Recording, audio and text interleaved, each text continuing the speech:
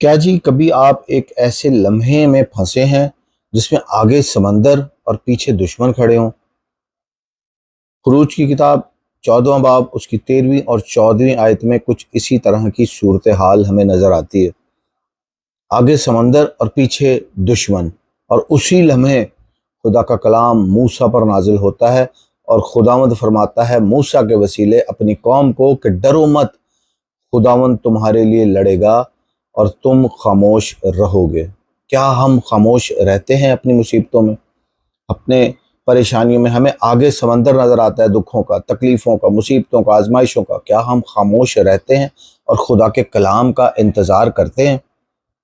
2025 में शायद हम भी अपनी जिंदगी के बहरे कुलज़म में खड़े हों। हमारे सामने बहरे कुलज़म की तुग़यानी और पीछे हमारे दुश्मन। लेकिन उस लम्हे खुदा का कलाम प्रोफेटिकली हमें डिक्लेयर करता है कि हमें इंतज़ार करना चाहिए, खुदा के कलाम पर भरोसा करना चाहिए, हमें खामोश रहना चाहिए, हमें खुदा का इंतज़ार करना चाहिए। जो खुदा समंदर बहर कुलज़म को दो हिस्सों में चीर सकता है जी, वो मेरे और आपके दुखों, मुसीबतों, परेशानियों को भी हमारे सामने से हटा सकता है। जो खुदा मिस्रियों को उसी समंदर में गर्क कर सकता है, वो मेरी और आपकी परेशानियां, दुख, तकलीफें भी ख़त्म कर सकता है। Thank you very much. God bless you.